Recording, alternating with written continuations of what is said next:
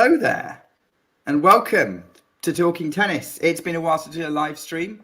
It was the last time we probably did a match for you was that French Open final between Carlos Alcaraz and Alexander Zverev. But now we are here for the blockbuster match, the Italian legends, Lorenzo Musetti and Matteo Berrettini. And we have another Italian legend in the commentary box. It's Mario Picardi. Mario, how are you doing? Thank you. I'm doing fine. I'm doing fine, and I'm very happy to be here. Looking forward to this match, which I think can be very interesting. There are a lot of things we may be interested to know about these two players today. How about you? Yeah, I think it's going to be good. I mean, obviously, Berrettini hadn't played for a while. I think he skipped a lot of clay. But he always seems to hit the ground running when it comes to grass. Musetti on grass has been doing quite well in Stuttgart. I don't think it's a massive surprise given the variety he has in his toolkit. I would imagine that grass as a surface is quite comfortable on.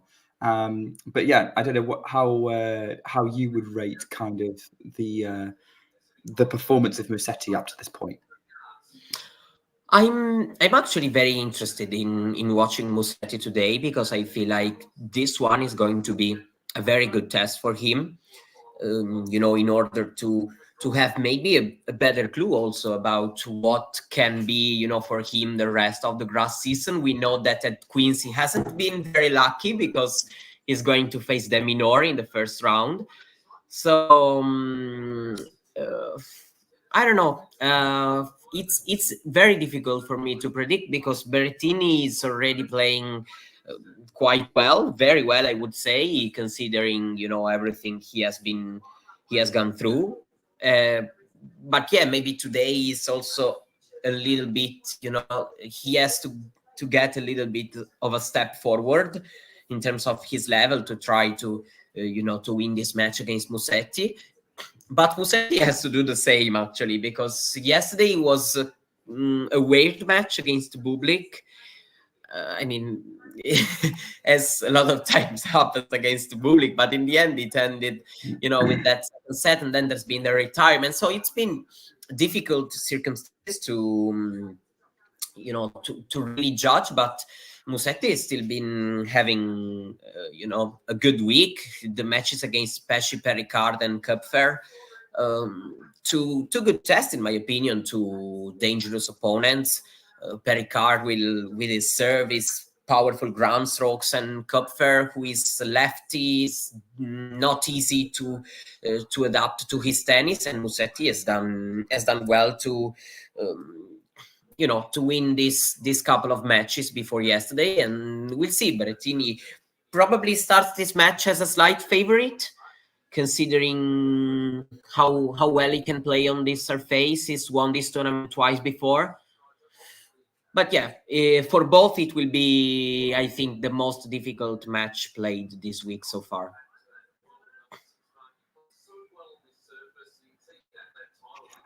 I'm on mute. So yeah, for both of them, did you say it would be difficult? Most difficult for Berrettini. Most difficult for Berrettini as well, then. Yeah. I think the same. He has facing. He had a path that has had some.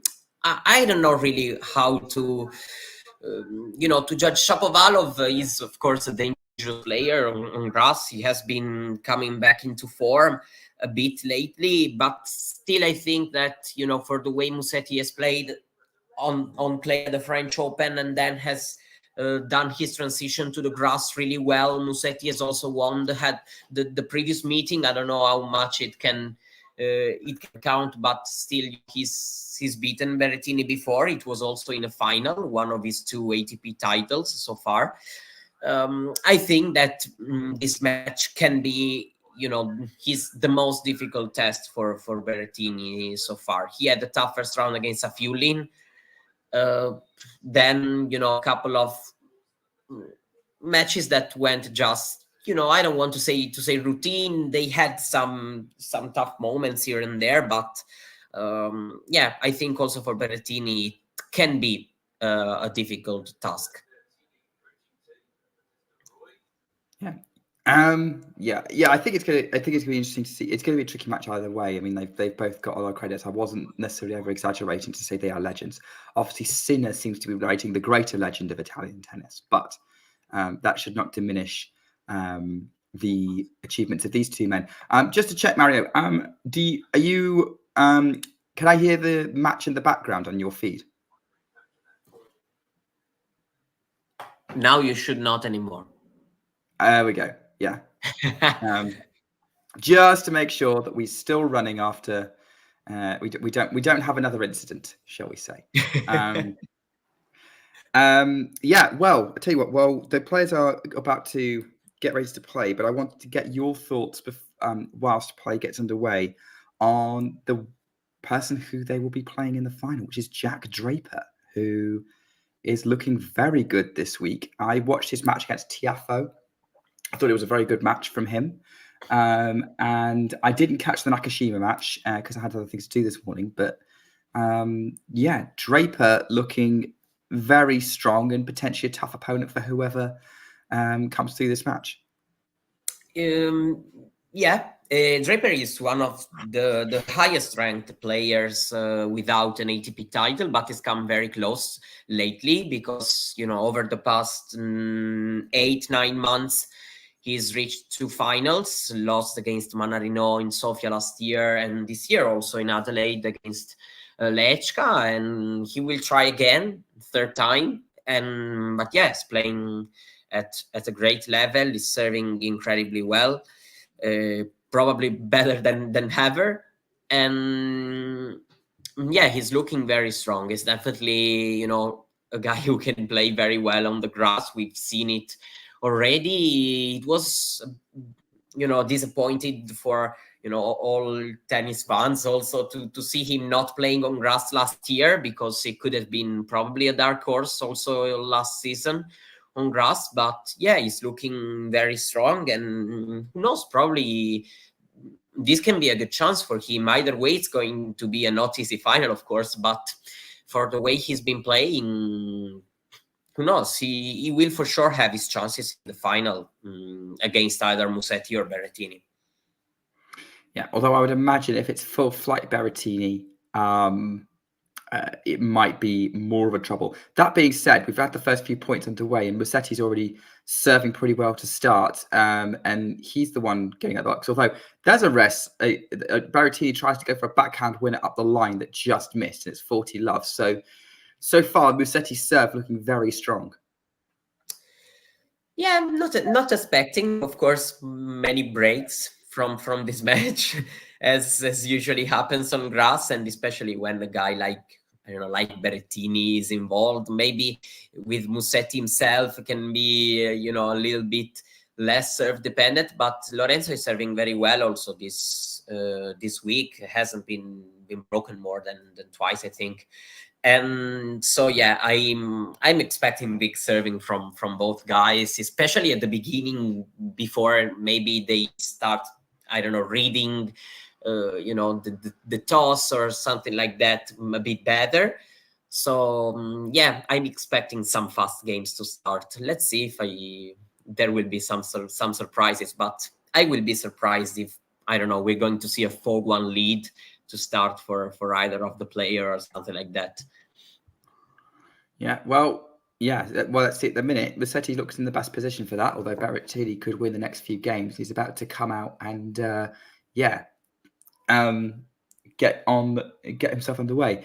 By the way, of course, there is other grass court tennis happening around, so I am going to be keeping half an eye on the Nottingham Open because Ons Jabeur is playing Karolina Pliskova as soon as they could get out on court when the rain stops. At the minute, the rain's been so bad that they're still in the quarterfinals there. They've still got half the quarterfinals to play. It has been made easier by Fran Jones pulling out against Emma Raducanu, which means we guaranteed an all-British semi-final Balta Raducanu after they complete the quarterfinals.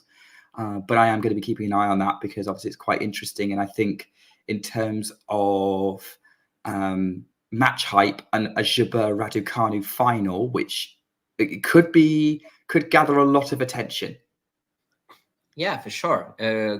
Grass, of course, don't want to compare Jabeur to Berrettini because Jabeur has been more consistent on other surfaces lately. But more or less, we know that Jabeur is one of these players that we know when grass comes, she is very dangerous. She's been a Wimbledon finalist in the past 2 seasons, and well, grass of course can suit Raducanu's game very, very well. So yeah, it will be for sure great. A great final. There would be many things to keep an eye on because, of course, there will be Raducanu seeking a title, and Jabeur, of course, has started the year not in a good way, but has played well at the French Open, and if he can keep building some form, and then for sure can suddenly be back into the conversation for the Wimbledon contenders, maybe, because we know that grass is tricky to predict because we see a few things on the grass before Wimbledon. So at times we also talk because we have some memories from previous seasons or something like that. It's difficult to predict. So I think that, as also Vondrousova has proved last year, there can be some player which can put up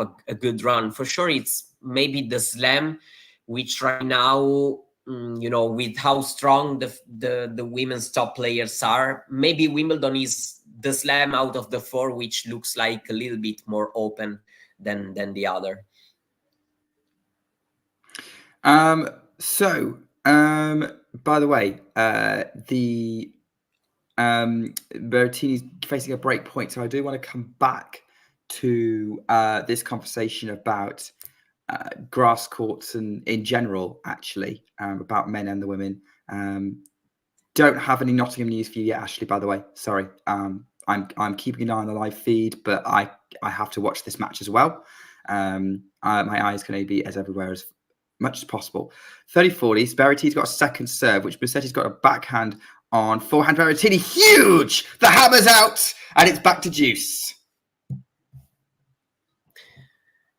Yeah, it was clever. So Musetti tried with this return, but it's a sentence. It just sat there for Berrettini to hit, didn't it? Yeah.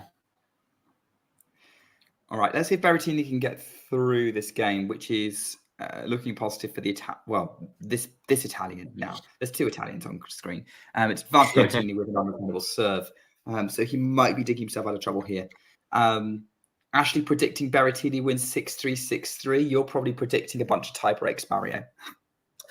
I think we'll see one tie break. Yeah. Mm-hmm. Maybe, there will be a break some point, but I'm probably expecting them to play one. Probably, yes. Okay. Here we go. So, yeah, let's go back to your grass court point, because you were talking about sort of grass being a bit more open on the women's tour, and certainly the last couple of years would suggest that. Like, Rybakina came, in retrospect, Rybakina wasn't a surprise, but she was at the time. Vondrousova remained a surprise, both of which kind of benefited from Jabeur maybe not performing at her best in a final. I'm loving this ghosty. That is brilliant. Yes, that's a good prediction. But yeah, with that, I think Vondrousova, I think Jabeur has to be among the favourites for Wimbledon every year. It's just whether she gets the job done in the latter stages of the tournament. That's going to be the biggest question for her. And there's a lot riding on the line here. We've got some people joining this match late, so maybe we should switch back to the ATP and talk about the state of play on the ATP grass circuit. We'll probably jump around a bit. I don't think either of us have really made a prediction about who's going to win Choco Loco, to be honest. Musetti just got to 15 all on his serve, having had a breakpoint chance. I'm loving this, Ghosty. Having had a chance to break up the Berrettini serve. It's not easy. It's not an easy choice, is it? I mean, for me, if this is the Berrettini that we know exists in terms of his level on grass, I would say Berrettini. But I think I don't want to do too much. Yeah, I have the same thought, but there's something in me that is trying to tell me that I have to trust maybe Musetti this time. I don't know why. But yeah, it's difficult for me to predict because there are some, Berrettini for sure. It's been huge for him to win these 3 matches, but I still don't know. I still don't know, if he's able to go all the way. He's able, but he is in the format that required to go all the way this week. And Musetti, yeah, a bit the same thing actually. Both have played well, but for both there are some question mark, which are a bit different because Berrettini, we know that especially on this surface in a tournament like this, if he's feeling okay, he of course he can win it. He's done it many times. With Musetti, yeah, he's doing well, but there is still some uncertainty, especially in my opinion. I still doubt a little bit if the match goes decided by a few points, if Musetti is going to come out on top. So yeah, probably. Musetti's just been broken. He's dragged a forehand wide, trying to sit at 30-40, as you were talking about this, Mario. And yeah, so as you were mentioning it, Musetti not necessarily showing the most reliability right now. Berrettini has a break point, and this is the main difference. This is also why their career still looks different, regardless of how Berrettini is doing lately physically. Berrettini is a bit more reliable in these circumstances, that's for sure. We've seen it, his break point, good serve, is able to to hit the forehand really well. Musetti becomes a little bit too passive, maybe on return if he has break point, and then this forehand was an avoidable mistake, that's for sure. I think even if Berrettini slice on grass, for sure it's was it a slice? Probably. But we know that his game is very suitable for this surface. Let's see. This is Musetti's first semi-final of the season. Hasn't been great. He still has, a negative record this year. But yeah, I thought he's growing. Let's see if Berrettini can just now hold and build a lead that can help him also play more freely. You might expect him to. By the way, Ghosty didn't see this match, and I didn't see this match either. But Safiul and Berrettini, apparently that was pretty close. Yeah, it was a tough one. I don't know if I was expecting, but I wasn't really expecting anything for Berrettini's first match. So yeah, actually, maybe at times we also underestimate a little bit how important can be for you when you are coming back to go through this kind of very tight matches, because you already start getting used to playing a few important points, going through difficult moments, and sometimes it can be also good for you to go through these tough matches when you come back since kind of long time, even if Matteo already won a title this year. Yeah, which actually he did pretty well to do that, because he wasn't looking for particularly in form for that one either. but he did really well there. Interestingly, on Safiullin, he's actually going to go and play qualifying for the doubles in Halle with Daniel Medvedev. Like, they're going to try and qualify for Halle doubles. Yeah, I'm pretty sure they're going to play the Olympics, if there's not surprises, because they've played a couple of times also at the clay season, and I think Indian Wells also, but they've already played this year, which has been a bit weird to see. So I'm pretty sure I've read the news, but don't take it for granted, because I haven't checked for confirmation that Rublev, Kachanov are going to skip the Olympics. That's what I heard. I know someone with the opposite, that Khachanov is playing. Not Medvedev for sure. He was also actually a lot disappointed, because in 2021 he was basically the only Russian who didn't get a medal, considering singles, doubles. So yeah, I think Medvedev is going also to try the doubles with Safiullin, since they are playing quite a few times together. By the way, huge backhand passing shot from Lorenzo Musetti. Lovely strike with a single-hander cross court. But obviously Matteo still trying to hurt. By the way, I want to address this comment from Ashley, because I think it's pretty harsh, but I want to get your take on it, because I think it would be this, which is apparently that she believes that Musetti is the poor man's Richard Gasquet. I don't know. I don't know how to comment on this, because it can be a bit harsh for both players. But I know what this means. Yeah, so far I don't know if Musetti has shown to have that what is required to take that quality jump. But for me, it's especially something regarding his attitude. I see is, yeah, for sure, so far Richard Gasquet is the better player, because Richard Gasquet has done things that Musetti still hasn't. So I'm not, of course, doubting it. And Musetti is one of these guys. It's difficult to predict, because he has some technical things to figure out, but his mindset, his body language at times is too bad to not underline it. And so, the technical stuff at times goes, under the radar in the comments. There is a lot of things he can figure out, that's for sure. I don't know if you will.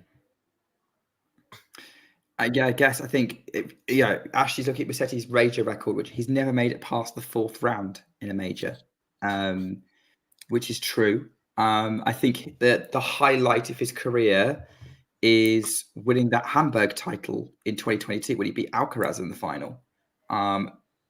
So I think he on clay, he's definitely going to be his better surface, but I suppose he's most comfortable. Yeah, it seems to be that a lot of people seem to see Musetti as all style and no substance. Certainly proving that wrong against Berrettini with that rally, as Berrettini goes into the net with a forehand 40-15. Musetti keeping this to, looking likely to keep this to 1 break right now.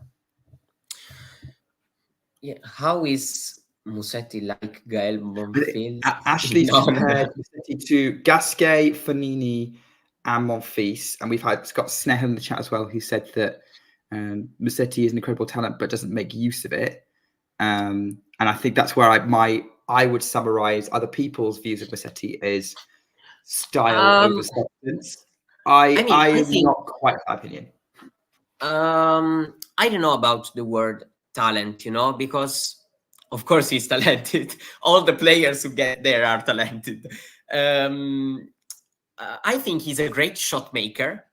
He can, he can be some kind of highlight reel at times, playing a lot of very good shots. But when I talk about technique, I also talk about a lot of things on the court, that make the dynamics a bit difficult for him. Maybe when the court is faster, or when the opponent is attacking him. A bit of a mix between technique and tactic. Things that can make things for him a bit difficult if he doesn't figure out to make these imprecisions about his game. Of course, talking about this level, less prominent. I feel like he's a player you can figure out how to do things against him. He's still a great shot maker, that's for sure. You're going to to lose some points against him where he maybe hits an amazing back and down the line or something like that. But in the economy of the match, how much is that important? That is the question. And I don't know. Yeah, I think my question would be his match management rather than Also, yeah, but over anything else, because his ability is unquestionable. Like, this is a man who's beaten Novak Djokovic, by the way, and Carlos Alcaraz. Like, if when he unlocks something, he's got something there. It's just that it's not necessarily materialized into sort of credible results. So, yeah, like, because you ask yourself who has the kind of weapons that can lead you to win these matches, and the peak version of Berrettini, even if he hasn't got an amazing record against top players, but at least he's shown to be able to make things very, very difficult. Musetti played some very close matches against Djokovic, but I still don't know. I still don't know I still think he has to figure out something to make his tennis more dangerous than it is right now, if he wants to make that quality jump. Because in the top 30, Musetti plays his role in a quite good way. But if you want to think a bit bigger, I think there are some things he needs to figure out. By the way, Ghosty is saying that Flavio Cobolli is his favorite Italian right now, or at least then he clarifies the statement. Apparently, he likes you. This more is than, better. Yeah. Flavio Cobolli is great. He is great. Yeah. And he proved me wrong, I have to be honest. It's my turn to admit that last year, I didn't think that it was ready to do all this already this year. I think he needed a bit more time in order to get where he got, but I'm very happy to have been proven wrong, because he has already played some very, very enjoyable tennis matches this year. Above all, one against Rune, we all remember at the French Open, but even I covered that match. It was far more exciting than the actual match ended up doing. That I was originally there for. So yeah.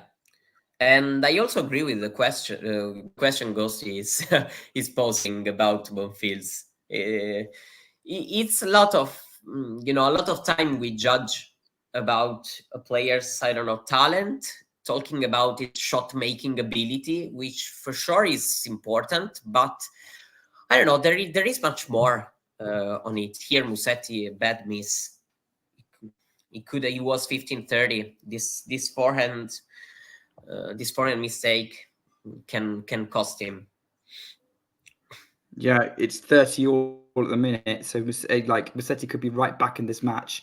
I'm just gonna get the Italian rankings up because Ashley wants to see them, and I think also it's relevant given what we're seeing right now. But we will keep you up to date with that score. But yeah, keep an eye on it. Musetti's got a backhand slice return inside up 400 from Berrettini. He's got Musetti on the run. Musetti can't do anything about it. Huge forehand. So yeah, at the minute, Lorenzo Musetti is the second highest ranked Italian player after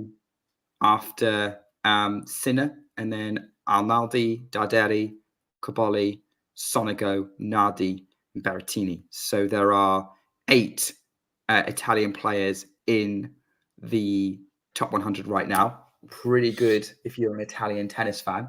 And I would say, other than Berrettini being a little underranked, quite a bit underranked, probably about right.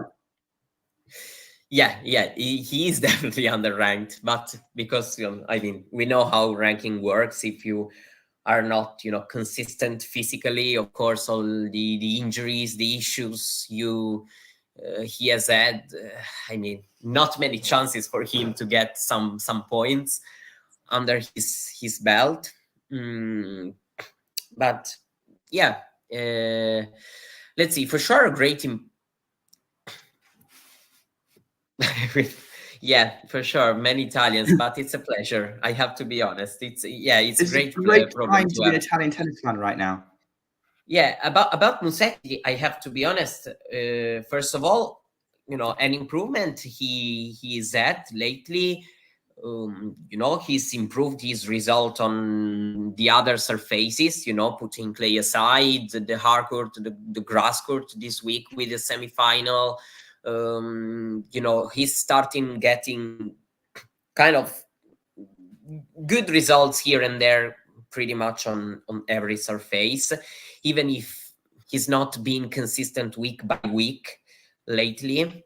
But yeah, we have to also give time to these players to develop. A lot of time also can reach their peak at, I don't know, 26, 27 now. So I'm not saying, of course, that Musetti won't figure out those issues he is facing right now on the court, which are not letting him to, I don't know, attack the top 20, for example. Even if he's been in the top 20 last year, but overall, I mean, so yeah, he will maybe. Let's see. But there are some things, I repeat, that in my opinion still has to be done. Yeah, and look, let's face it, pretty much any player who doesn't make world number one has got something that needs to be done for it, right? Yeah, pretty much. Since Even some Sinner number is ones. saying that he also has to work a lot, still probably also the guys who make it to number one has still a lot of things to figure out and work on. There are details, but still there are a lot of things. I'm going to switch back to the score, by the way, because Musetti's held for 3-4, so he's keeping this just to the one break still. I'm going to answer Ashley's point because she's very much on an anti-Musetti crusade in the chat, and I'm going to say this: I don't agree. I think Musetti beats pretty much all the other Italians most days. Or it's at least 50-50, with the exception of Yannick Sinner and, at the minute, Matteo Berrettini. Yeah, I mean, then there are conditions, surfaces, and different circumstances. But, of course, Musetti not top 100 is too harsh. That's for sure. Yeah. There can be some up and downs. I'm not expecting him to be the most consistent player ever. So far, he's not been like that, even if his ranking has been consistent, because in the end, ranking goes also with some few good results picked up, here and there. But yeah, he's a good player. We cannot say otherwise. Yeah, exactly. So I think let's enjoy Musetti. Like he's got some really good tools on him, and he. So I'm just replying to Ghosty here. Yeah, with I think with that situation, I think he's going to come up. He's going to get some big results. He's going to be one of those players that is going to be one to watch in a draw, and that's going to be about it. So, but yeah, we're still on.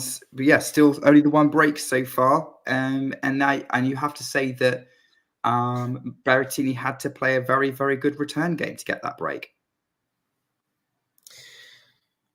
Yeah, Berrettini is playing solid match so far. Good level. What he needs to do? Of course, Musetti needs to try something more. He was 15-30 in his last return game. Had the forehand, could have, at least forced Berrettini to try pass him at the net, but missed it. Yeah, but it looks like even this game is going to be a good one for Berrettini. Is already 30 love up. So no. I mean, just to close what we were saying, I definitely disagree. I have to say with these Ashley comments. I mean, overachiever. We can say that even because Is a winning a 500 title an overachievement? I don't think so. Yeah, exactly. I mean, he beat Alcaraz. Alcaraz was already a top 10 player, but he was still, what was 20? No, what 20? 19. He was 19, was back in 2022. And then also, I mean, Musetti, for me, is, that guy who can beat a top player in certain days and circumstances. Not most of the times, for sure, but it's not a result which I look back at it and I'm like, oh, I really don't know how it happened. I'm like, okay, I'm especially on clay. He's managed to play some very good matches. Been 2 sets up against Tsitsipas at the French Open also. He's pushed Djokovic twice, beaten him at Monte Carlo, even if Monte Carlo is not Djokovic's favorite tournament anymore. So yeah, especially on clay, he's proven to be someone who can win.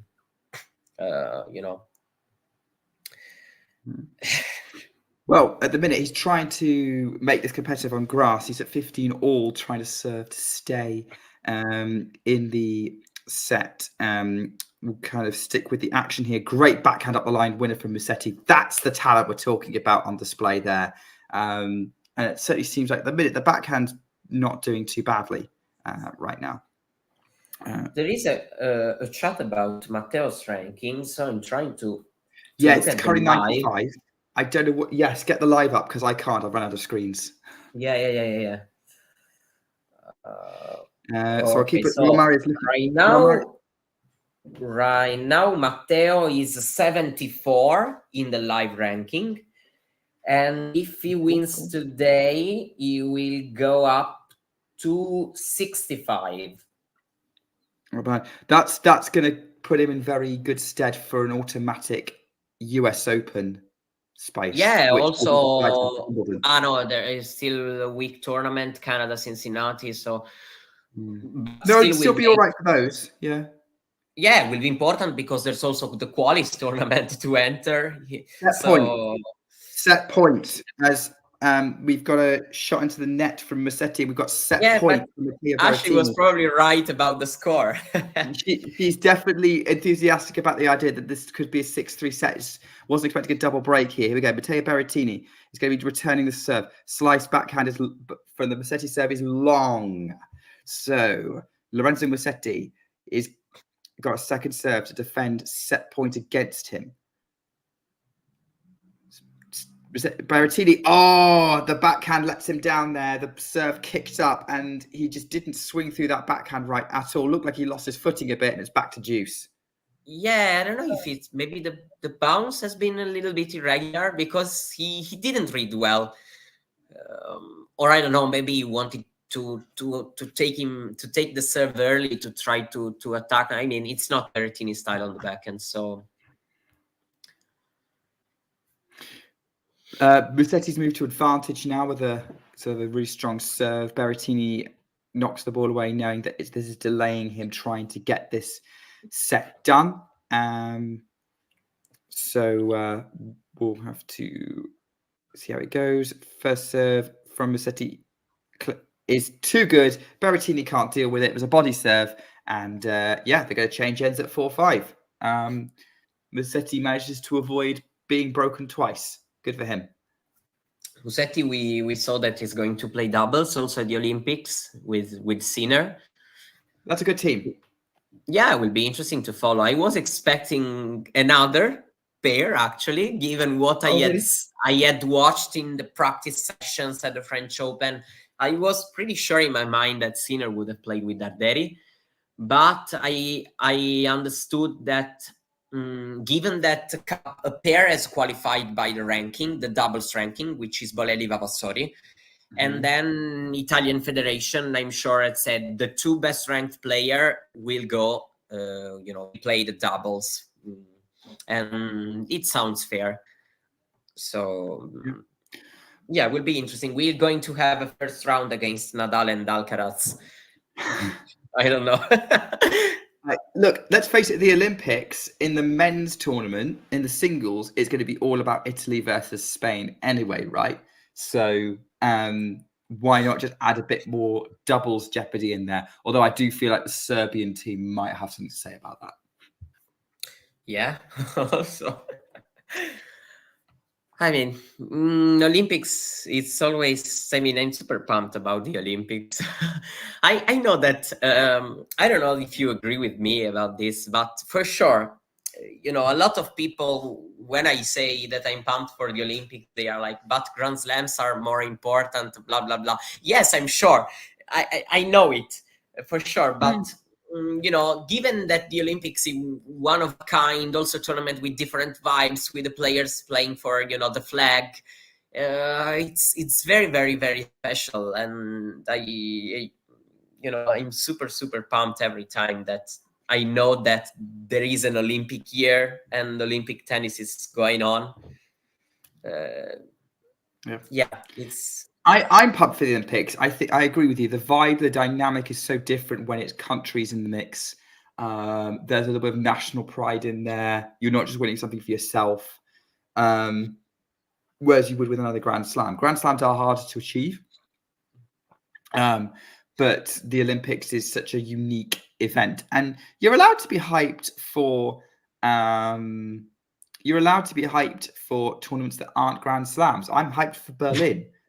Next week, because it's going to be a crazy draw full of star names. I'm always hyped for Stuttgart every year for similar reasons. They're 500 tournaments. Queen's Club, I'm enjoying seeing some action from this year. I always look forward to Queen's. So you are allowed to be excited for tournaments, even if they don't necessarily hold the status of Grand Slams. By the way, it's love 30 on the Berrettini. Yeah, we have a potential tough situation on serve for Berrettini. Probably the first one, I would. No, he had the break point, Musetti, but it was very early in the match. And, he did, yeah. This can be very, very important if Musetti manages to have some new chances. Backhand short from Musetti. Oh my word! Berrettini slices into the net. Love 40. It's love 40. Yeah. He had a set point, in the previous game. Missed the backhand return. Musetti had to play a second serve, and now he has 3 straight break points to face. So we are going to focus on the action in Stuttgart. First serve out wide from Berrettini is huge as expected, and Musetti cannot get it back in court, and it's 15-40. First break point saved. The match is really starting to liven up at this point. Yeah. So second break point for Berrettini to defend. Big serve. Oh, huge serve at the tee, but Musetti finds the court. Forehand Berrettini to the Musetti forehand cross court. Berrettini gets a racket on it, but puts it in the net. Somehow, I think the Musetti shot just missed. It did miss, and it's another break point saved. But Musetti did very well to get in the rally.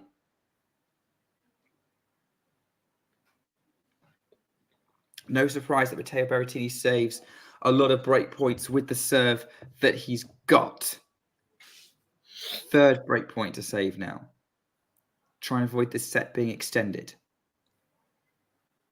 Serves out wide. Musetti gets the ball back in play. Short. Inside out forward for Berrettini. Right, the Musetti backhand, which is way long. The +1 forehand coming into play for Berrettini. Musetti did a good job of getting that back in play, but Berrettini just too good on those break points, Mario.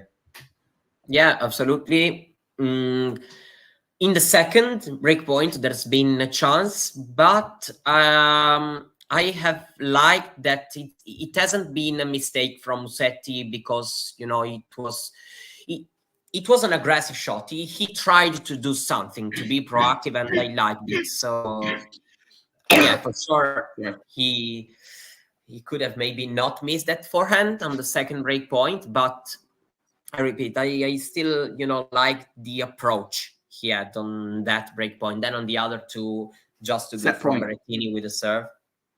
Set point for Berrettini. Second set point here after having won on Musetti's serve. Goes up the tee. Too good. That's an ace. And Berrettini strides back to his chair. He is a set up in Stuttgart and halfway to another final, which will be his second final of the year. Probably.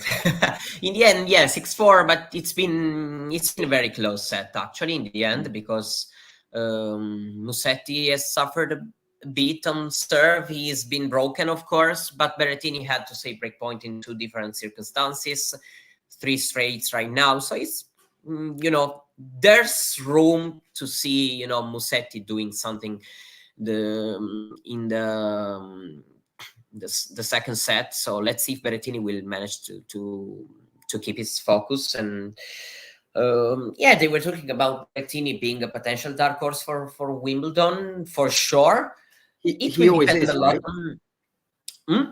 He always is, right? Every year. Yeah, I mean, he always is, for sure.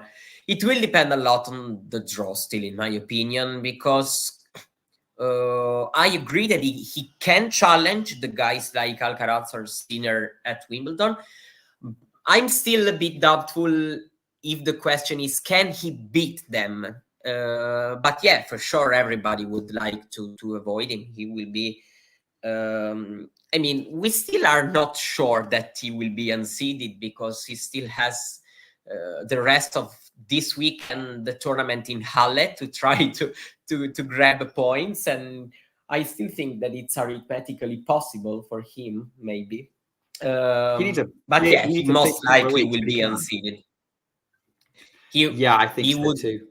Yeah, he would need to win this tournament and to win Halle, and maybe it would even not be enough, because but still, everybody would like to of course to avoid him. He will be one of the most dangerous. Oh, we've lost Mario. Oh, I should be back. Okay, am I you're back? Okay. I'm just gonna answer the head-to-head. I actually think so. You'll be surprised. Musetti actually leads the head-to-head 1-0. He beat Berrettini in the Naples final in 2022, which is increasingly like being Musetti's best season on tour. It was a hard court event, but right now, Berrettini, in terms of Sean's question, does Musetti need this tournament win more than Berrettini? No, because Berrettini needs the points to get him back where he should be. So regardless of, maybe like Musetti might have more of a point to prove on grass, I think Berrettini needs it more to get him back where he deserves to be.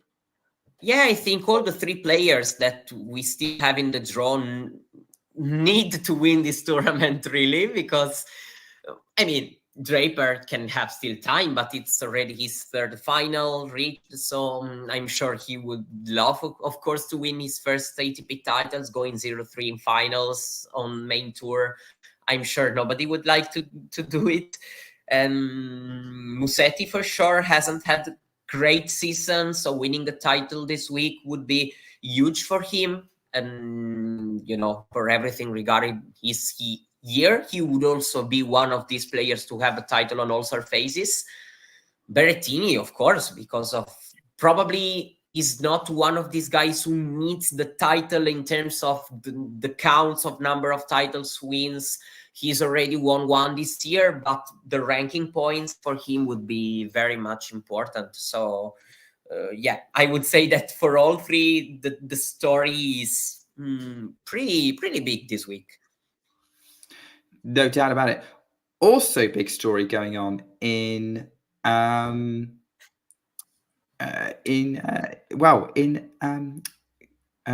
Bosch, the Dutch Open, Rosmalen.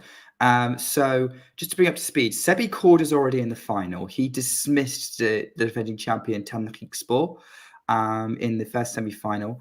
And then at the minute, the second semi-final, Alex de Minaur led Humbert by a break. Humbert fought back. I think he had break points to get the set against de Minaur. Yeah. It ended up going to a tie break. De Minaur took it on a tie break, and it's very early stages in the second set. So obviously, I haven't seen a shot of that match, but judging by the score, seems very competitive between de Minaur and Humbert, which I wasn't expecting, to be honest. I thought de Minaur might have that one. I'd be pretty honest. You know that I am Italian and all the thing, but I've said yes to the watch along. But without the watch along, I would have watched that match probably right now instead. I mean, of you this can one. if you want.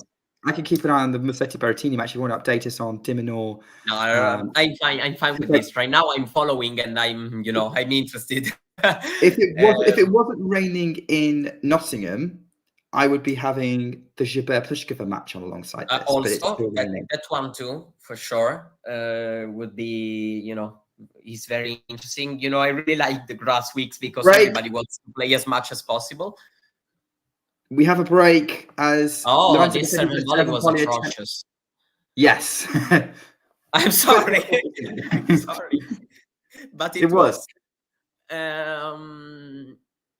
Yeah, de Minaur. I know that's what I wanted to say. De Minaur can rise to a career high of number 8 by winning this match today. Number 7 if he wins the tournament. Number 7 if he also beats Korda in the final. But talking just about today, this win would secure him a high ranking of number 8. It's still difficult to understand if he will be a top 8 seed at Wimbledon because he was a Queen's finalist last year. So maybe, since all these players are really close in the ranking, maybe he will rise, but he can also drop. But yeah, for sure, talking just about the best ranking, which you write it in your curriculum,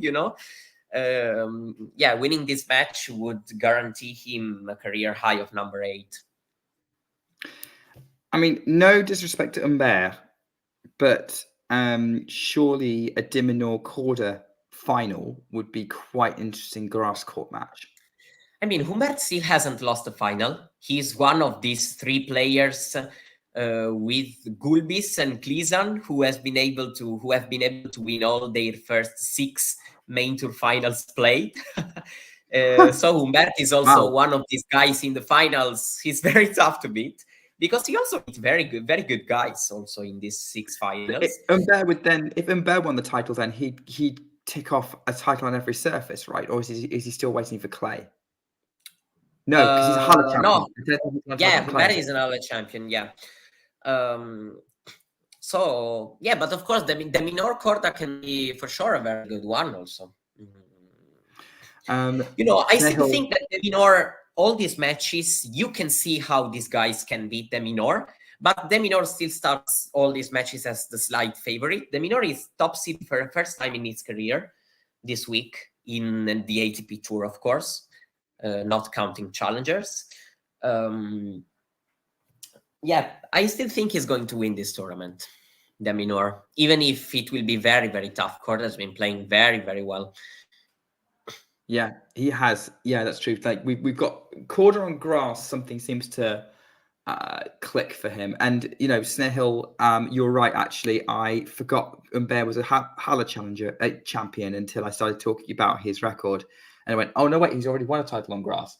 And I remember that. And he did really, really well. So, yes, you're right. He is a very, very good grass court player. I guess I have de Minaur in my mind because he reached the final in Queens. I tend to pay more attention to Queens because I'm British. and it ends up being better for Wimbledon prospects than Halle. Unless you're Roger Federer, but the de Minaur kind of has that Leighton Hewitt sort of vibe of his game isn't big in terms of the serve, but his movement and the fact he seems very comfortable playing on quicker courts, being Australian, does seem to make a difference. But actually, whoever wins this match happening in Den Bosch will make a good final with Korda. De Minaur would be his 17th career ATP Tour final, which is quite a few for a player who is 25. So, yeah, De Minaur is one of these players that here and there is always able to, and this year especially, has been playing very, very well. He is 31-11. So very, very solid record also for him. That's why he's solidly top 10 at the minute. I think a top 8. I think the race for the seedings at Wimbledon is going to be quite interesting across the board. Great stuff from Berrettini again. He was again love 30 down. Yeah, good hold from Matteo Berrettini. So that's going on. So we'll probably keep an eye on the score for de Minaur against. I'll keep an eye on the score for de Minaur against Humbert, and then the women's semi-finals will follow afterwards with a resurgent Bianca Andreescu taking on Dalma Galfi, and then an all-Russian battle between Alexandrova and Samsonova, both of whom are grass court champions. Alexandrova is actually going for the record of being the first player to win the same WTA 250 title 3 years in a row. Possible at this point, I wouldn't be shocked at all. All these Russian players haven't done great this year. I mean, but Alexandrova had a very, very good run in Miami. This has not to be forgotten, because still it has to count something when you judge the season a player is having. Then there's also, the big story of Andreescu. Yesterday we've seen the match against Osaka. Have you watched it?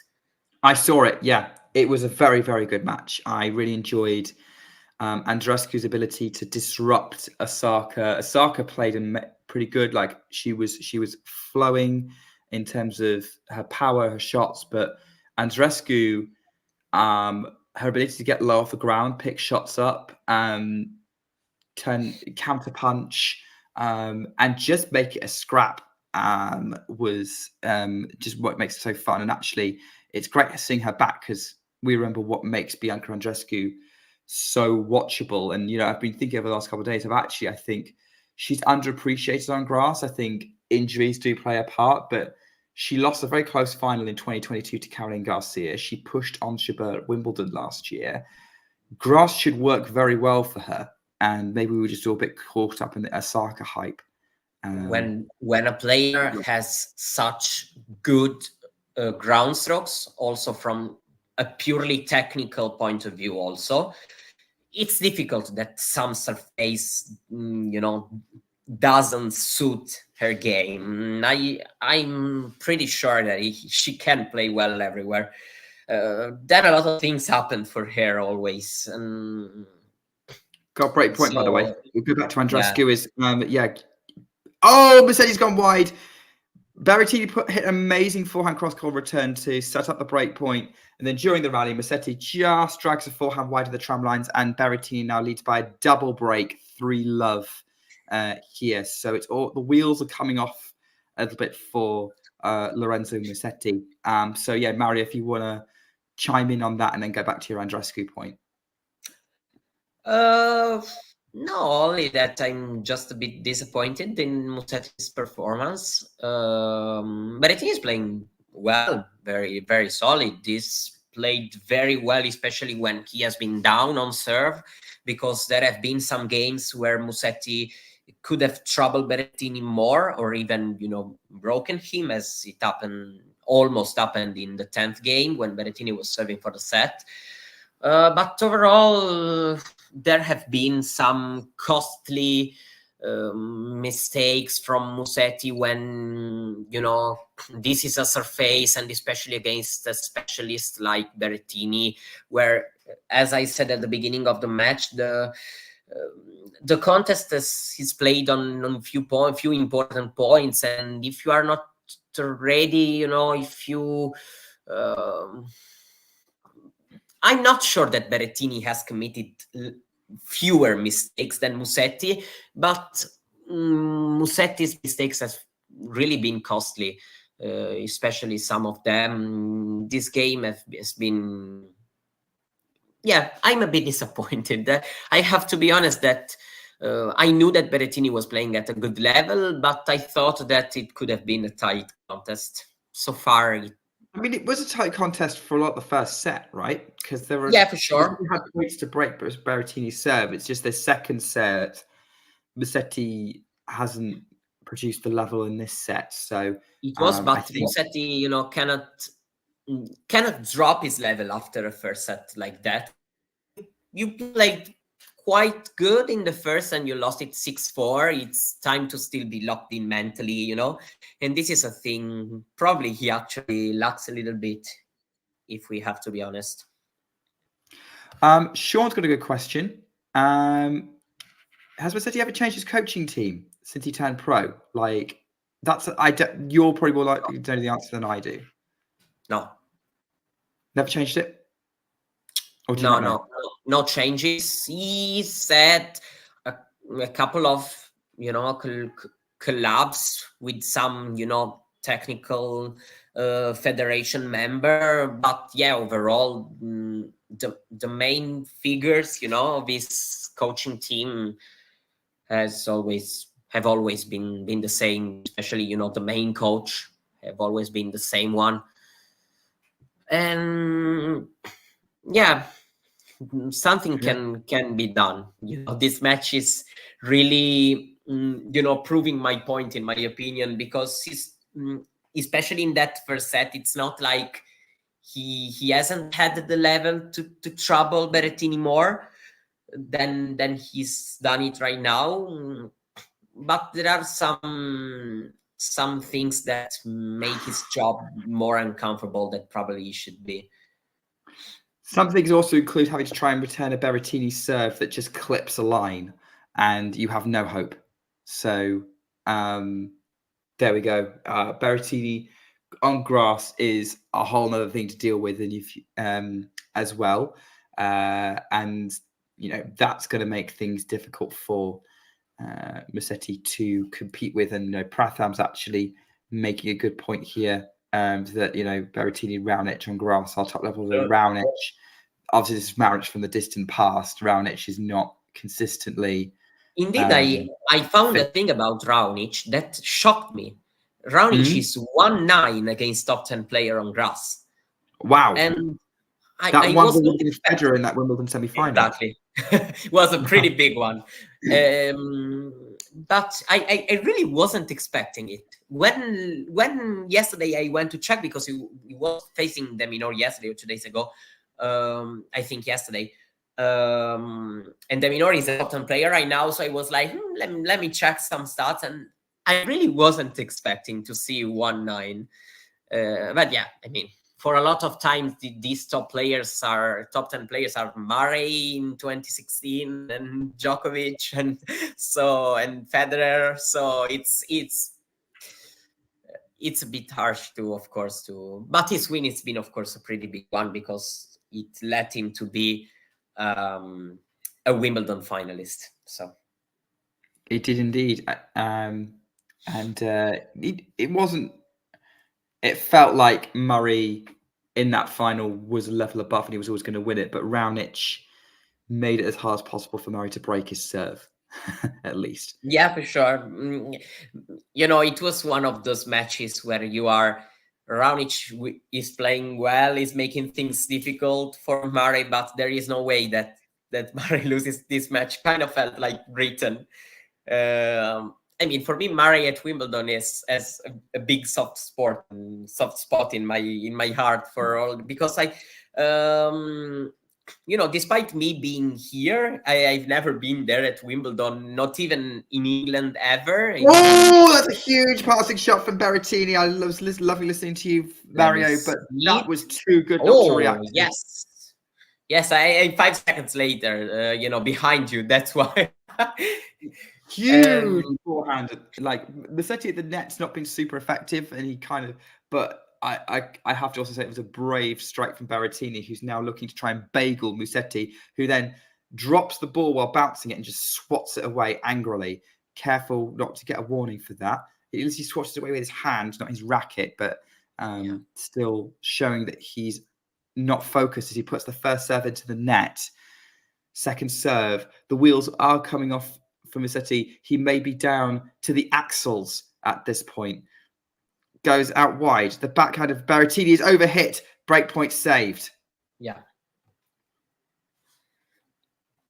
But yeah, trying to cancel the 0 from the scoreline. trying not to get bageled here, because that would be a little bit embarrassing for him. Never nice. No, I've been on the receiving end of it many times. Forehand cross court from Musetti, the forehand of Berrettini. Slice from it's a drop shot from Musetti. Berrettini's going to get there. Musetti tries to do a dig shot to pick it back up, but it was right at his feet, and it's another breakpoint chance for Berrettini. Oh, yeah. I don't know if he was fully prepared for Berrettini to run that drop shot down. You have to. Yeah. That's what I think. You play a drop shot. The point is not over. You have to be. It wasn't a bad drop shot. No, it was a good drop shot, but you have to be ready for everything. Wild first serve from Musetti, trying to get out the tee, but it didn't look like he came off the racket at all well. And we've got a second.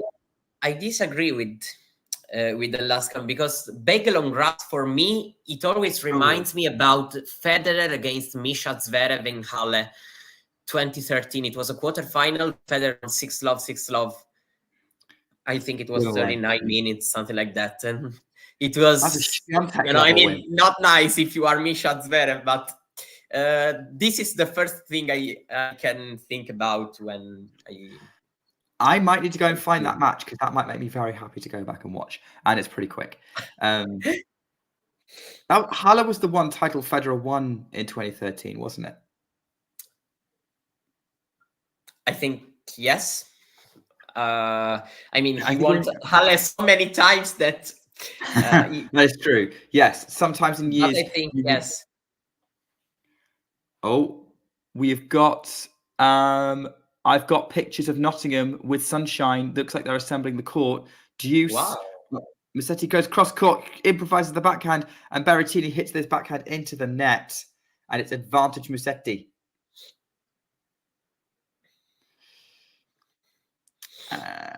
So there we go. I feel bad because I've interrupted you in terms of making really, really good points, Mario. It's just there's a lot going on, and I just want to make sure.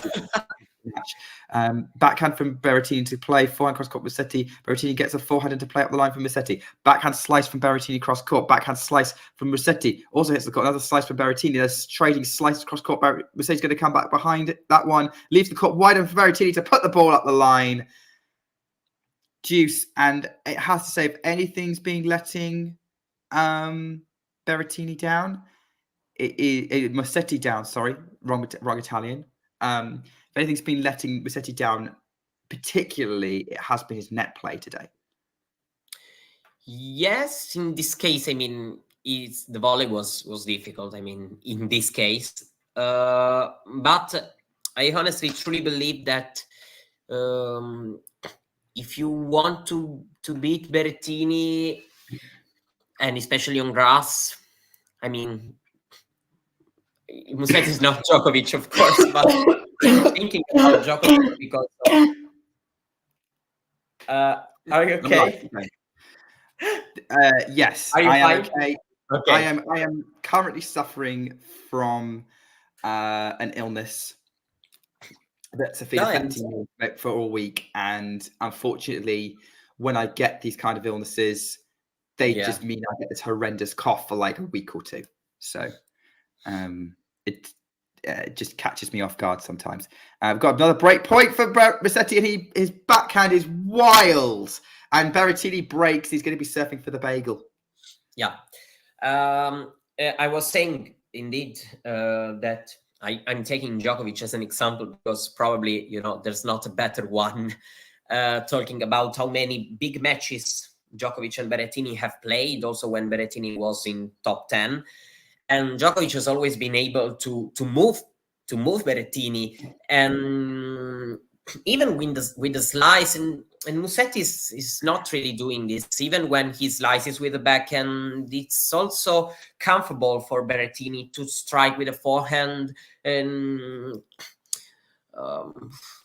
Musetti is trying to, make the points shorter and shorter, and I don't really know if it, it's not doing it well, because Berrettini is ready when things are, are this way. He has to be able to do something more, to find better angles with the baseline shots. It's not easy to do, because Berrettini, of course, is someone who is strong and powerful since the first shot, but it's not really doing anything to put Berrettini into some uncomfortable situations during the points. All right. Wow. Berrettini's going to catch yourself at 5-love. Musetti looks fairly defeated at this point. Centre court at Nottingham, by the way, play not before 2:30. So that's going to be coming out fairly soon, I would think. It's 3-all in the second set between de Minaur and Humbert. De Minaur's got a point to take it to 4-3 on serve, but we're going to focus on Stuttgart here. Backhand from Berrettini to the backhand of Musetti is short. He's going to come in and slice the forehand, and then has the backhand drop shot. Oh my word. That was a risky move. Just clipped the line. It did not need to be that good, Matteo. He's showing off a little bit here now.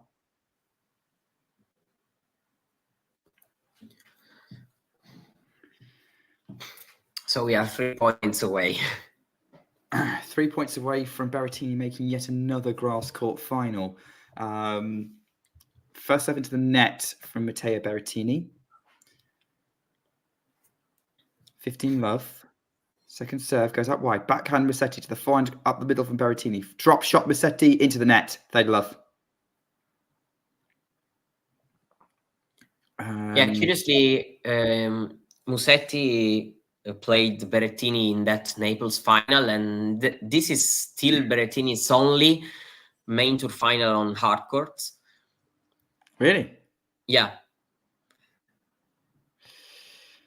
First serve into the net. Draper or Berrettini? Who wins in the final? I mean, I'm pretty sure Berrettini will close. I feel like that's a conversation to be had after. Yeah, for sure. After Berrettini converts match point, maybe. And now he has the match points. He does have match points. 40-love, Matteo Berrettini. If he loses from there, I mean, would be 5-love, 40-love. Yeah. So yeah, Berrettini's first serve into the net. He's actually not got that great first serve percentage in this game, but he's at 40-love. Block back return from Musetti's at the baseline. Inside up 5 Berrettini's a winner. Job done by Berrettini. And yeah, Mario, I think before we look at the final, there's a lot of people, including Jean in the chat. That yeah, he's looked really good today, and looking really good at this tournament. Yeah, really, really good. As I was expecting, maybe not this good, but I was expecting him to be ready for sure. Yeah, he will play to win this tournament for a third time, because he already won it twice. Okay. 2019 and 2022. In 2022, he was against Murray in that final when Murray got injured in the third set. So Yeah, it will be a great final, actually. Berrettini against Jack Draper. It will be very, very interesting to watch. I think Draper served a lot of aces this tournament. He was acing a lot against Tiafoe anyway. I think that could be a few tie breaks, that match. I'm not saying it anymore. Yeah, fair. Because Fair. I've said it this time and it didn't age well. But probably Draper, yeah, it should be a close one. I'm very much expecting a close one. I will be very, very much surprised to see a scoreline like the one we saw today. I have to be fully honest. And does that depend on how think that Draper's time has come. You think Draper's time has come? You think he's going to upset Berrettini in a grass court final and do the only Novak Djokovic has been able to do up to this point? Yeah, it can happen. I can see it. Then I don't know. But Draper is playing really well, and so is Berrettini. I feel like, of course, for Berrettini's history on the grass and all what he's done in his career, probably should be considered a slight favorite in that match also. But among all the matches Berrettini played in Stuttgart, for sure Draper is the most dangerous player on this surface, especially. And so I'm expecting a match that both can win, and I won't be surprised if Draper wins the match tomorrow. So you'd be surprised if Draper wins the match? You wouldn't be surprised? No, I won't be surprised in either case. No. I wouldn't be surprised. I do think that Berrettini on grass, his reputation on the surface, does play quite a big factor for me. And Draper obviously has those nerves of trying to perform in finals of, like, this is going to be his third one. There's been a lot of questions about when he's going to win a title. So I guess I could see that coming into play. But hey, maybe it is Draper's time. It would be fun. I think it's funny that the Italian is saying this and not the Brit. I'm still. By the way, I'm still of that idea. Yeah.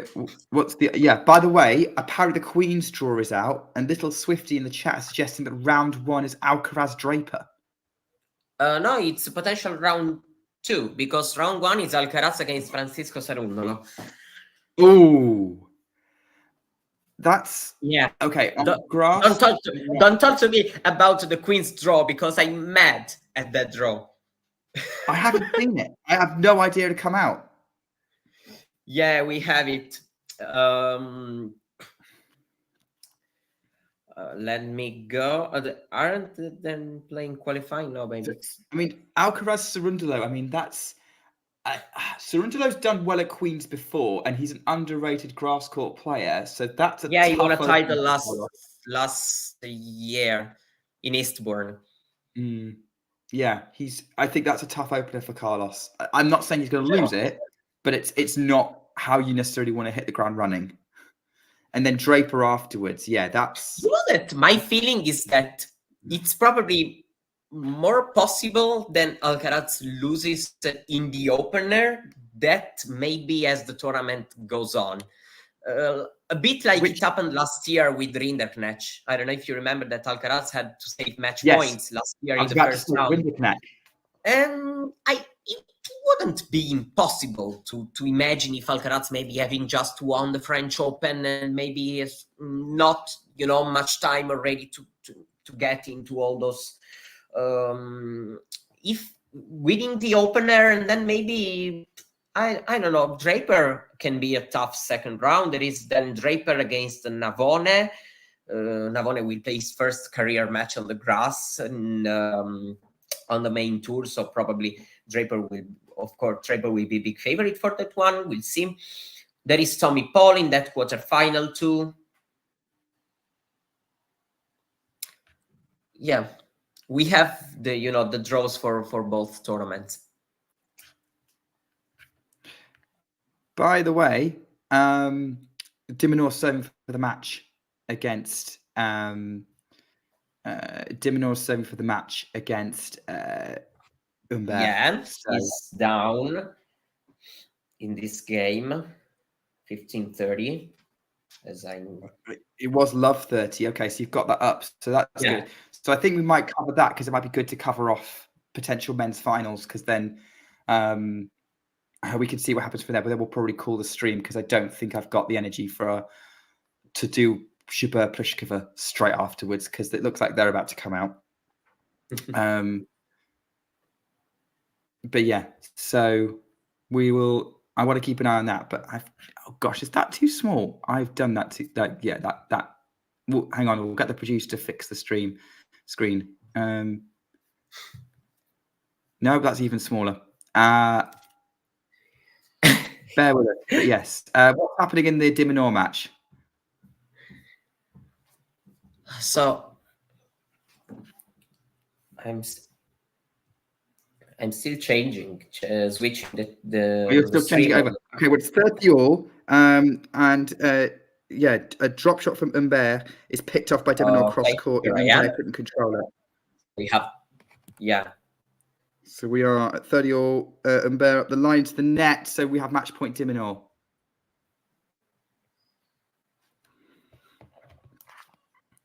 For a place in the first tournament's a first seed. Makes his way to the final potentially. He's 1 point away. The Australian serves out wide. Very big numbers for him, because is going to be, if he makes this point, 32nd win of the year, 17th career final. He's done it. 7.663. And 17th career final, career best ranking of number 8. Huge stuff for Diminor, who is, I said it at the beginning of the year, after he had those, this big Australian swing in January. I remember that me and Damien, we thought that Diminor could be into the ATP finals, and he is proving this point. He will fight for a spot in Turin very, very well until the end. I'm pretty sure of this, even because he hasn't lost any ground with the clay court swing, which could have been maybe a part of the season where he could have done not as well. But in the end, he's done amazing, actually, because he's made the quarterfinal at the French Open. So having done also good points on the clay, in my opinion, he is in a good position to try to fight for a spot in Turin. I think it's highly likely he can make it. I think it's highly likely he's going to make it, especially with the points he's been accumulating, as you've said. He's already top 8 by Wimbledon. I mean, okay, it depends on how he defends Queens, but that Queens final. But yeah, I agree with you, Gene, that Diminor versus Korda is going to be an interesting match. Very different strengths, but both very comfortable on grass. I think we've got 2 very good men's grass court finals happening tomorrow between Berrettini, Draper, and Diminor and Korda. Very good. There will be a lot different in terms of probably how they will match against each other. And maybe this makes it, the 2 finals even better, because we should see 4 different kind of players. Berrettini, Draper, probably a bit more serve dependent. Korda, Diminor, there will be maybe few more, baseline rallies. Both will be very, very interesting to watch. So yeah, and actually both are kind of tough to call. Probably Berrettini and Diminor are slight favorite, probably. But yeah, agree with that. They should be very close affairs, both of these finals. I agree, they will be, and I think they'll. If I can catch any of them, then I definitely will. What do you make of Sean's question? Is Diminor the modern day Ferrer? Oh, no. Sorry. Emphatic no. I mean, I have huge respect for what Ferrer has achieved, despite not having won, many big titles. He won a Masters title and he was a French Open finalist. But still Ferrer reached some heights that de Minaur still hasn't reached, I think, De Minaur has reached so far a couple of Slam quarterfinals. He's been in a Masters final, but there's still some work to do, in my opinion. Ferrer is a player who gets compared to a lot of the players. So somebody says Ruud, somebody says de Minaur. Probably Ruud feels a little bit more, appropriate. At least Ruud has a curriculum which is heavier than de Minaur's curriculum. Considering their world careers. So what I will say about Sean's question there. I agree with you in terms of CVs. They're not really comparable. David Ferrer was so consistent throughout the years, and I think it was probably super frustrating for him because he couldn't quite break through and get up there with the top four. But stylistically, they're both shorter guys. They're both very consistent hitters. They're both super quick. Is there a comparison there? It can be. Let's say that maybe de Minaur is a little bit more, net prominent. He can, come to the net a bit more comfortably than maybe Ferrer was more about, this baseline consistency. So probably that's a bit of a difference. But yeah, we can find this similarity. Yeah, in some way, yes. But I don't know. I still think there are a lot of different things. But yeah, we can say. Right, well, before we go, because obviously we've wrapped up this Berrettini. We'll do some final thoughts on this match at the very, very end. We've previewed the finals, the men's finals tomorrow. Who do you think? Because at the minute it looks like blue skies in Nottingham. It may well be that we get caught up. It may well be that we won't. We've got Jabeur Pliskova now. Then they've got the next semi-final, which will be Raducanu Bolter, and then it's the winner of Jabeur Pliskova against Parry or Gadecki. Is it Gadecki? No, Birrell. It's an Australian anyway. Yeah, Birrell. Birrell, yes, that's right. Birrell. I don't know why I thought it was Gadecki. Yes, so between them, and then obviously the Den Bosch final is either going to be Andreescu or Galfi against Samsonova or Alexandrova. So maybe let's do Den Bosch first because you think it's going to be easier. But who do you think is likely to? Who do you think we'll be talking about in the final of Den Bosch tomorrow in the women's? We're talking about the women's tournament. So yeah, women's tournament. Yeah. So it's Andreescu, Galfi playing the winner of Alexandrova. I trust Andreescu and Alexandrova. Yeah, same. I trust this player. Yeah. I think that Alexandrova can match up well with Samsonova because they're both big strikers, but Samsonova's tennis to me feels more risky, riskier than Alexandrova's. That at times it's a bit more careful about them. I trust her a bit more when it comes to to their games. I know that Samsonova probably has the highest peak between the two, at least in terms of she won some good things and she got some very good wins. Not that Alexandrova hasn't, but yeah, I'm trusting these two players, Andreescu and Alexandrova. Probably I'm leaning towards this. I'm lacking this Alexandrova's record that you are mentioning, and right now I'm kind of feeling her with the trophy. I have to be honest. Tatiana Maria had the chance to get that first earlier this year in Bogota. If Alexandrova doesn't get this 250 record, which for those who may have missed that conversation, she's going for 3 consecutive 250s at the same location. Then Goff in Auckland could be going for that 3-peat there if Alexandrova doesn't do it. But you would imagine that I think I would be much more enthusiastic about Alexandrova doing that were Andreescu not still in the draw and Yeah, for trying to sure. go for I, first I know title that in 5 Andrescu is a years. very, very big storyline. I agree with that. Let's say that, I don't know, yesterday in some way was tough to see Osaka losing another very close affair after, the French Open. But yeah, Andreescu is a very, very big story of this tournament. So I don't know. But so far, we are still in the semis, and these two are the players I'm picking. Yeah. I would go with that. And then, yeah, we can preview an Andreescu Alexandrova final, seeing how that plans out. But yeah, I don't know who to root for in that scenario, because it's an interesting story either way. Yeah, probably still Andreescu would be bigger, as a storyline, because yeah, 3 consecutive 250 titles for sure for a player, for any player, is a very huge deal. At least, these players who are just outside the top 10. And so, but Andreescu's whole story would be for sure great to tell, of course, and to witness, that's for sure. And, she's overdue another title win in some ways. Yeah, for sure.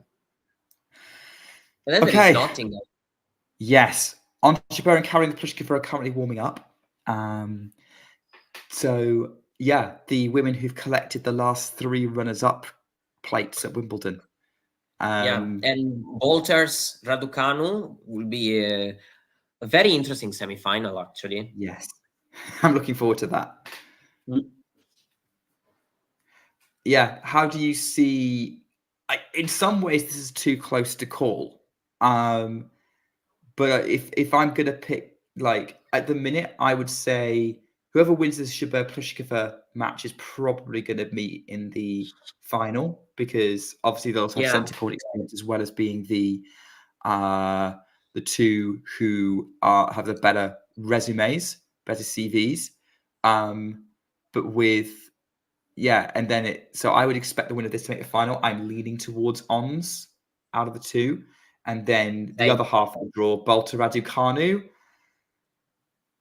I would be more excited by Raducanu, but I trust Bolter a little bit more. What do you think?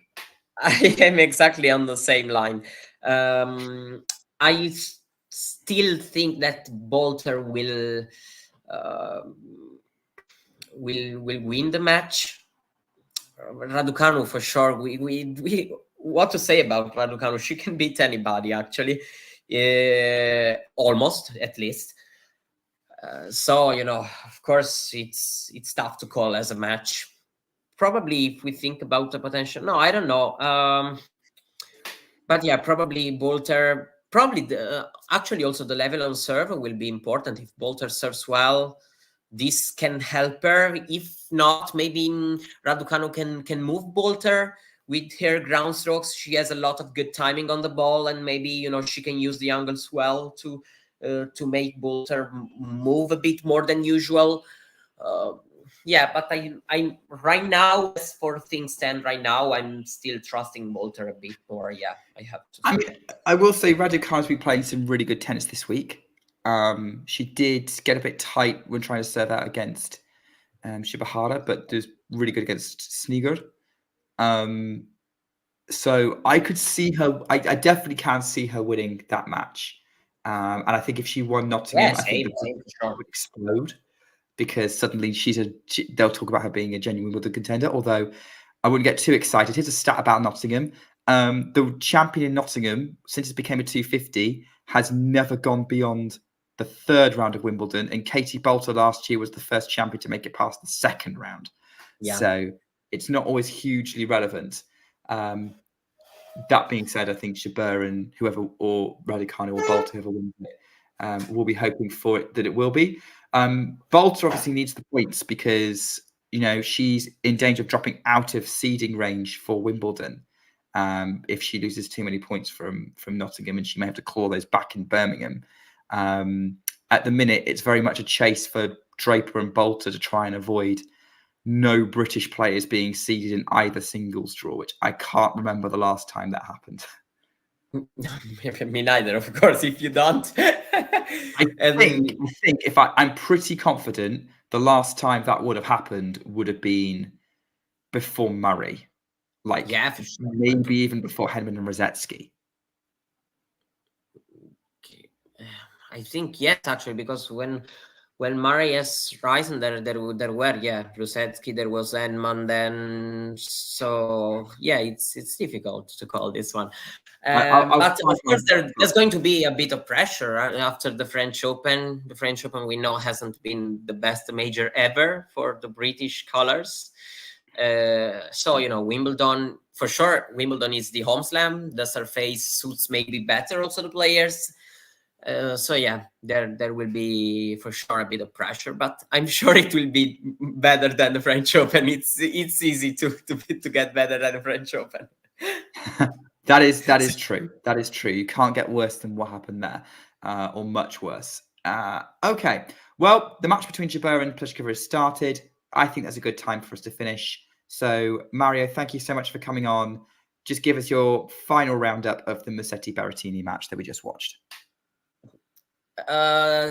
Difficult to talk when the scoreline looks like that. For sure, we can say that, you know, Berrettini has nothing left to prove this week in terms of his level. He may lose maybe against Draper, but you know, he's playing well. He's ready. You know, he's dangerous for everybody on this surface, and maybe a bit more impressed by Musetti in being that dismissive in the second set. Berrettini has played, of course, very well, but I don't know. Could have done better for sure. Musetti, he has to think a little bit how things ended this way. So let's see what happens for him going forward. We know that at Queens, you know, the draw has been not good on him because he's going to face De Minaur in the first round, and it will be a very, very difficult task. Italy, Albania today at the Euros. There's going to be 50,000 Albanians, I've heard, at the stadium in Munich. It's Munich. No, it's not Munich. It's Dortmund. So yeah, it's for us like playing in Albania for us tonight. Let's see what happens, because if we don't beat Albania, we deserve to go home immediately. I'm sorry. There we go. Fighting talk from Mario. No pressure on the Italians. But no pressure. I mean, all the respect, but you know, we have also Spain in the group, and so if we don't get the points against Albania, then it becomes very difficult. That's what I meant. I wouldn't want to be disrespectful in any way towards the Albanian team. I would have fully disrespected them. So there you go. So we'll wrap that up there. But look, even if the Italians crash out in ignominy in the Euros, you will always have the tennis. So yeah. And that's what we're here for mainly. So yeah, thanks for joining me for the last sort of hour and a half. Mario, it's been super fun. Thank you as always. Keep an eye on the channel for more grass court content coming your way. Till then, take care and keep talking tennis. If you enjoyed this video, make sure you hit that like button. Don't forget to subscribe and click that notification bell so you don't miss out on all things tennis. Ready? Play. My name is Clara Towson and I'm a friend of the show. Boom. I am Francisca George and I'm a friend of the show. Perfect. Hi, my name is Susan Leemans and I'm a friend of the show. My name is Zainab Sammaz and I'm a friend of the show. Boom. Hey guys, my name is Sasha Vickery and I'm a friend of the show. Boom. Hi, my name is Lloyd Harris and I'm a friend of the show. Perfect. Hi, my name is Jasmine Paolini and I'm a friend of the show. Wow, Jasmine, you got it in one time.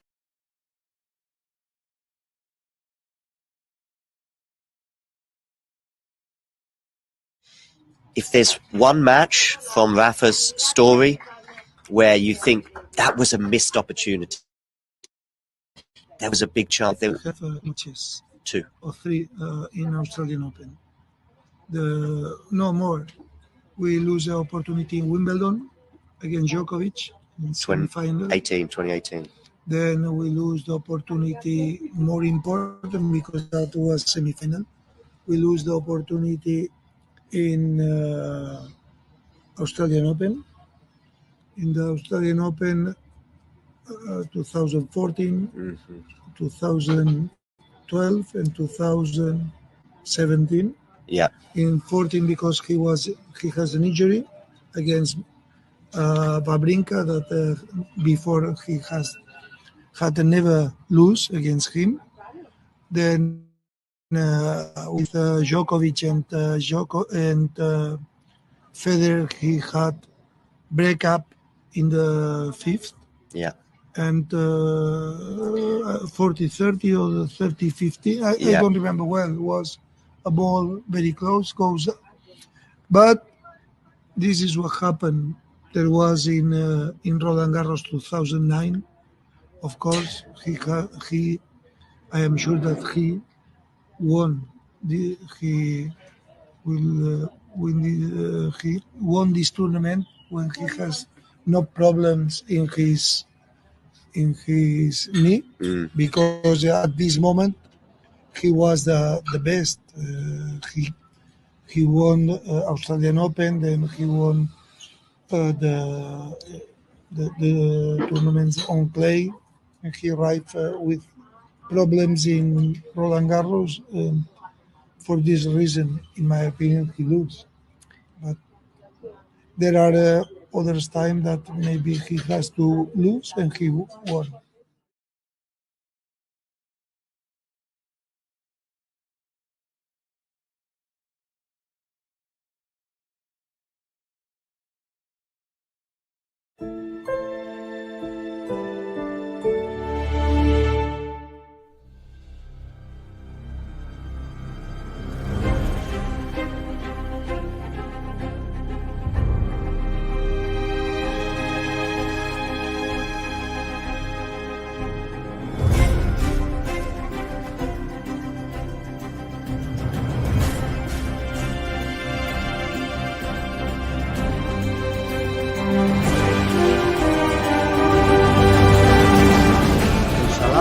Have on chauffeur. I don't know, shisha.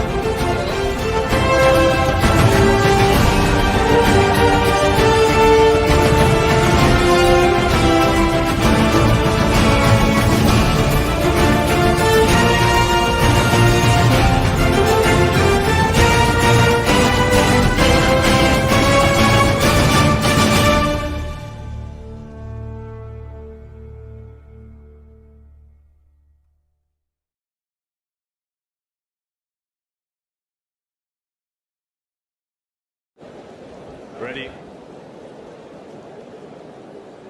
Play.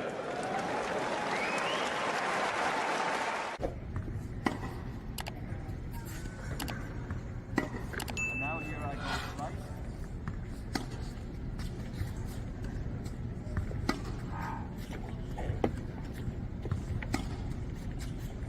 This is normal flat. But see, sometimes you don't actually. Sometimes you don't. And now here I go slice.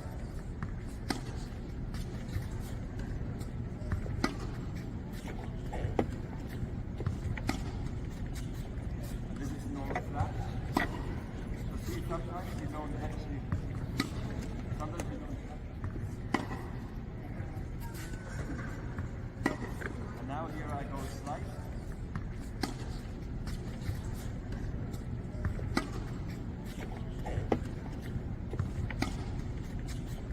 This is normal flat. So see, sometimes you don't actually. Sometimes you don't. If you enjoyed this video, make sure you hit that like button. Don't forget to subscribe and click that notification bell so you don't miss out on all things tennis.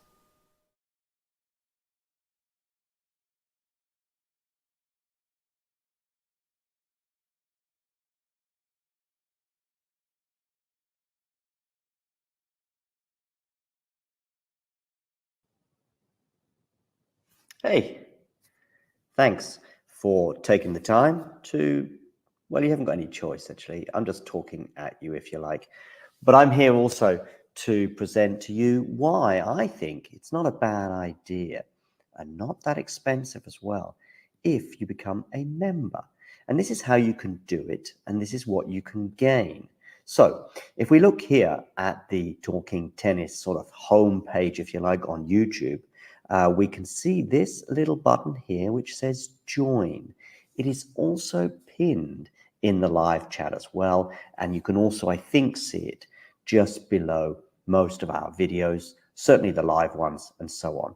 Now, why is it a good idea to join and become a member? Well, in the live chat, you can add little funny things, you can add emojis and all sorts of things, but possibly more importantly, you can get to access some live videos, such as this one here, where we look back on the last sort of few moments from the Billie Jean King Cup. So there are little bonuses such as this one, but there are many, many more. And in fact, if we have a quick look at all of the members only stuff, I repeat, you will see very, very quickly some of the top stuff that we've had for members only over the last 12 months since the channel began. Remember, these videos are for members only. You can become a member from as little as about $2 a month, €2 a month, £2 a month, something like that. There are various different things. Oh, and by the way, you'll also be supporting the channel. So it's a win, win, win, win scenario.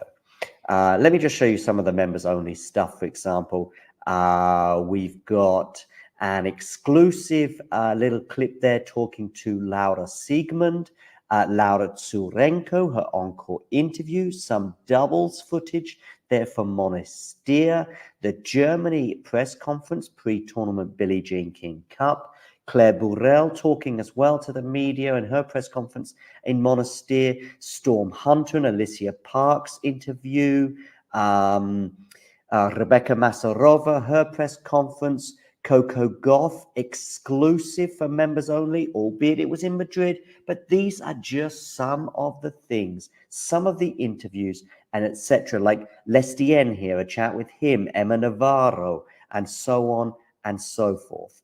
So many little bonus videos available for just €2 a month. So, what are you waiting for? Become a member. Or don't. It's okay.